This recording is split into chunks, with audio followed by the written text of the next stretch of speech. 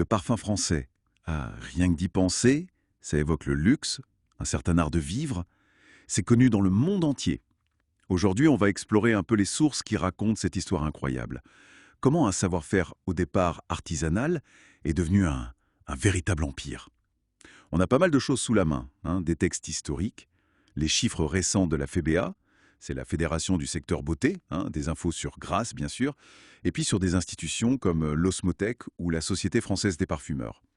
L'idée, c'est de comprendre les clés de ce succès, assez unique en son genre. Oui, et c'est une histoire qui commence bien avant ce qu'on imagine souvent, dès le Moyen Âge en fait, avec les croisades qui ramènent des matières premières d'Orient. Et puis, il y a ces fameux gantiers parfumeurs, ça remonte au XIIe siècle. Eux, ils avaient surtout besoin de masquer l'odeur assez forte du cuir tanné. C'était très pratique au départ. D'accord, une nécessité pratique. Et la distillation, cette technique qui nous vient du monde arabe, comment ça change la donne concrètement à cette époque? On parle souvent de l'eau de la reine de Hongrie vers 1370, mais c'était d'abord pour l'hygiène, c'est ça? Pas vraiment le parfum comme on l'entend aujourd'hui. C'est ça, la distillation, elle permet d'extraire les essences avec une pureté qu'on n'avait pas avant. Donc ça ouvre la porte à des créations plus fines. L'eau de la reine de Hongrie, c'est un bon exemple précoce, mais oui, l'usage principal, c'était l'hygiène. Faut dire qu'à l'époque, les bains, bon. Mais le vrai tournant, géographique et technique, c'est grâce au XVIe siècle. Grasse, oui. C'est pas juste le climat, idéal pour les fleurs, le jasmin, la rose, c'est la combinaison de cet avantage naturel avec un savoir-faire qui existait déjà dans le travail du cuir. Ça a créé un écosystème unique, difficile à copier ailleurs. D'accord. Et ensuite, on arrive au XVIIe, XVIIIe siècle, Versailles, l'âge d'or. Le parfum devient un signe de statut indispensable à la cour. Mais est-ce que cette concentration sur l'élite, justement, n'a pas un peu freiné sa diffusion plus large? C'est une bonne question. C'est vrai, à ce moment-là, le parfum, c'est le grand luxe, réservé à très peu de gens. Mais c'est aussi là que le métier s'organise. Les parfumeurs créent leur propre corporation. En 1724, ils se séparent des gantiers. D'ailleurs, la corpo des gantiers parfumeurs sera dissoute plus tard, en 1791. Cette professionnalisation, ça pose les bases pour la suite. Et la Révolution française dans tout ça? Un coup d'arrêt? Oui, un temps d'arrêt, c'est sûr. Mais ensuite, le 19e siècle, c'est l'explosion. La libre entreprise aide beaucoup. Dès 1830, la France devient vraiment la référence mondiale. Le Made in France, ça commence à vouloir dire quelque chose de très fort pour le parfum. C'est là que naissent des maisons comme Guerlain, en 1828. C'est aussi le moment où la technique s'en mêle, sérieusement. La révolution industrielle, la chimie, les molécules de synthèse, comment ça change la création? On cite souvent Jiki de Guerlain, 1889, comme le premier parfum moderne.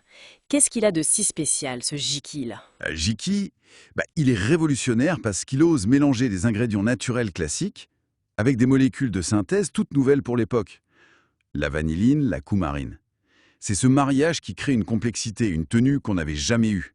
Ça ouvre vraiment la porte à la parfumerie moderne. Et le XXe siècle va juste amplifier ça, en liant très fort le parfum à la haute couture. Oui, cette alliance mode-parfum devient clé.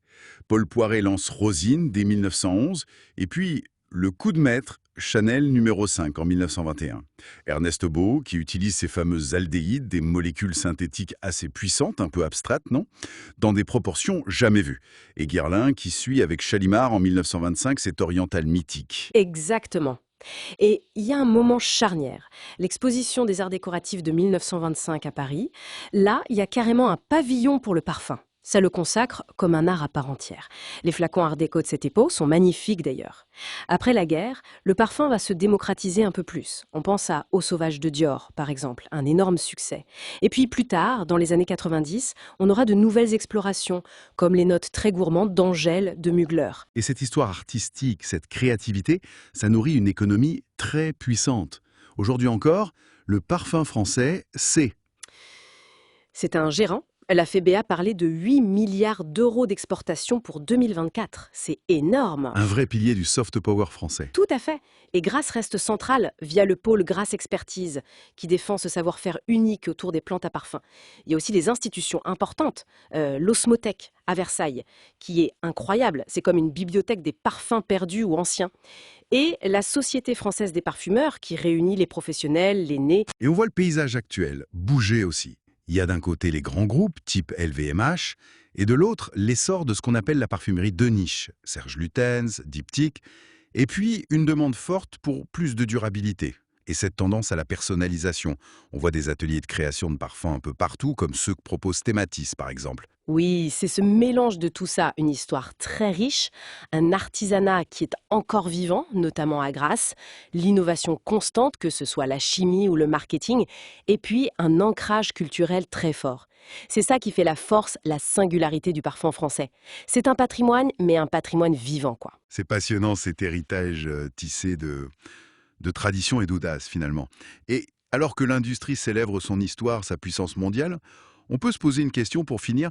Cette mode actuelle des ateliers où chacun peut créer son propre parfum, est-ce que c'est juste une tendance passagère ou est-ce que ça révèle un désir plus profond peut-être de se réapproprier cet art si français de façon plus personnelle, plus intime?